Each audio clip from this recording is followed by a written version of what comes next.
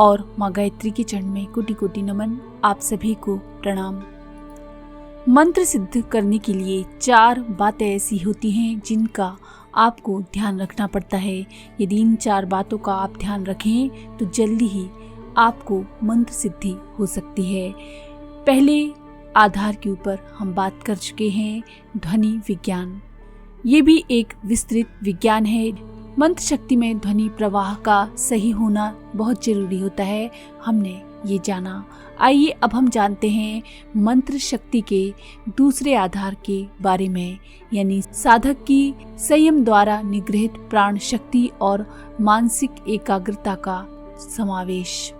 साधना काल में साधक जितना अधिक संयम करेगा और एकाग्रता से मंत्र का जाप करेगा, इनका क्या प्रभाव पड़ता है, आइए हम जानते हैं। वैसे हमारा शरीर भी एक छोटा सा किंतु पूरा विश्व है। इसमें सभी तीर्थों की पीठ विद्यमान है। इनमें से कोई एक अथवा एक साथ अनेकों पीठों को जागृत एवं पृथक बनाया जा सकता है। साधना समर में यदि आत्म तत्व बाजी ले गया तो फिर पौराणिक समुद्र मंथन में प्राप्त 14 रत्नों से भी अधिक मूल्य की अनगिनत देवी संपदाएं प्राप्त होती हैं। उन्हें पाकर मनुष्य आप्तकाम हो जाता है, फिर और कुछ पाना शेष नहीं रह जाता। साधना काल दैवी आसुरी संघर्षों की युद्ध अवधि है। इसमें पूरे कौशल, चातुर्य एवं साहस का प्रयोग करना पड़ता है। ये युद्ध उपेक्षा पूर्वक ज्यों त्यों करके ढीले पीले मन से बेगार भुगतने की तरह नहीं लड़ा जा सकता। उसमें पूरे मनोयोग एवं प्रबल पराक्रम की आवश्यकता पड़ती है। साधना जब साधक का सर्वप्रिय विषय बन जाए, उसमें निरत रहने को स्वयं ही मन चले, उन क्षणों को हटाने की नहीं बढ़ाने की ललक रहे।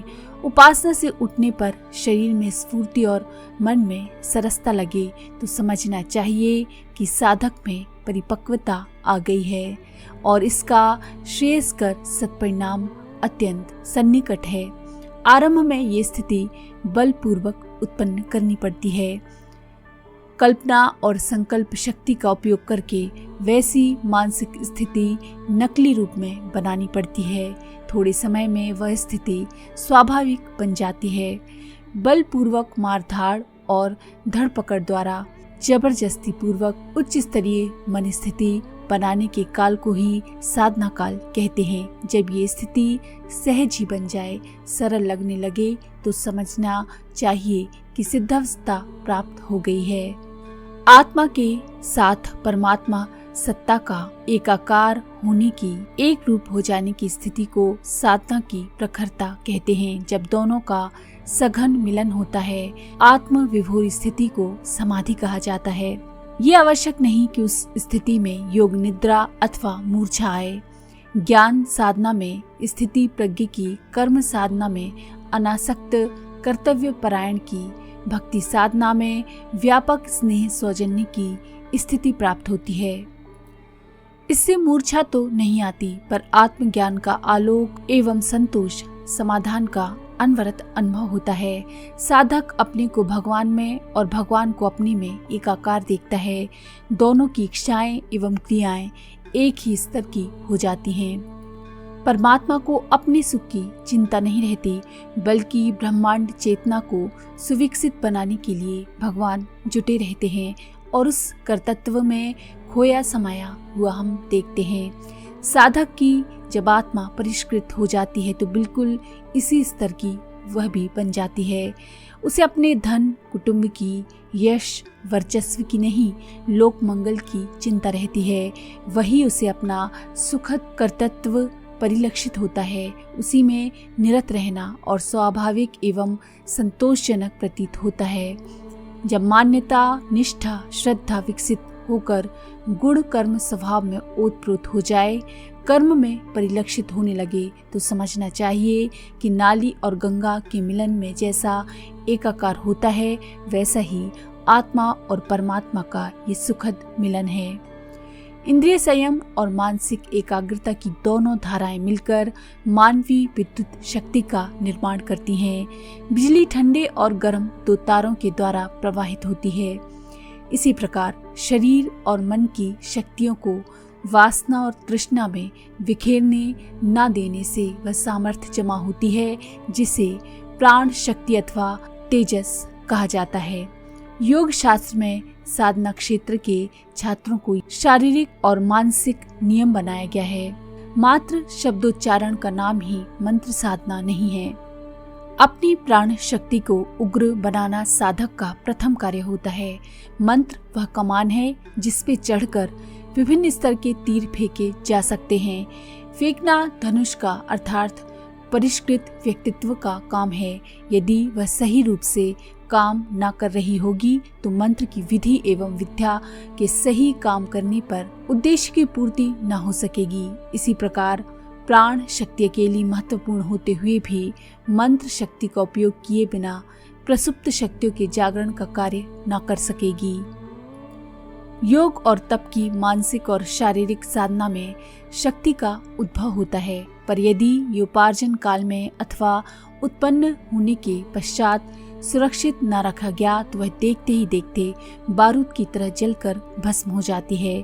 खुली बोतल में रखी हुई स्प्रिट उड़ जाती है। इसी प्रकार असुरक्षित रखी हुई शक्तियां ही निरर्थक चली जाती है।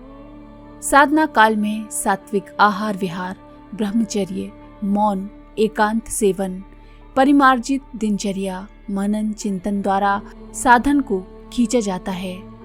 उसके उपरांत उसे सस्ती प्रशंसा लूटने के लिए दिखाए जाने वाले चमत्कारों से बचाया जाता है।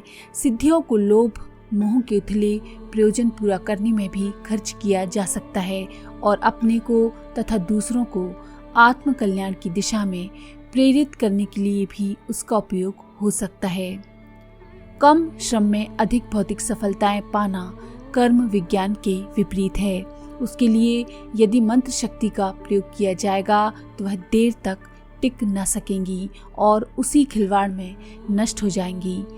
हाँ, यदि आत्म कल्याण के लिए उसका उपयोग होगा तो उसमें और भी तीव्रता आएगी, जैसे कि चाकू को पत्थर पर रगड़ने से उसकी धार तेज होती है और जंग छूटकर चमक जाती है। ब्रह्मचर्य भी साधना का अत्यंत शक्तिशाली पक्ष है। इसका अभिप्राय है शरीर और मन के समस्त चेतनाओं को, आकांक्षाओं को, वासनाओं को अस्त व्यस्त होने से रोकना है। इंद्रियों को, मानसिक चेतनाओं को अन्य दिशाओं में अस्त व्यस्त न करके अभीष्ट अध्यात्म प्रयोजन में यदि लगा दिया जाए तो निस्संदेह चमत्कार होता है। ये एक औषधि है। शरीर के साथ मन का पोषण भी अभीष्ट होता है। मंत्र सिद्धि के 4 प्रधान आधारों में से तीसरे आधार में उपासना प्रयोग में प्रयुक्त होने वाले पदार्थ उपकरणों की भौतिक किंतु सूक्ष्म शक्ति, जिसमें भोजन, ब्रह्मचर्य आदि शामिल है, इन सब का भी काफी बड़ा योगदान होता है। तो इस तरह से मंत्र सिद्धि के लिए 3 आधारों को हम जान चुके हैं। अगले वीडियो में चौथे आधार यानी भावना, प्रवाह, श्रद्धा, विश्वास आदि के बारे में चर्चा करेंगे। तो अगर आपको ये जानकारी पसंद आई तो प्लीज़ लाइक करें, शेयर करें, सब्सक्राइब करें और बेल के आइकन पर क्लिक करके ऑल पर क्लिक करना ना भूलें।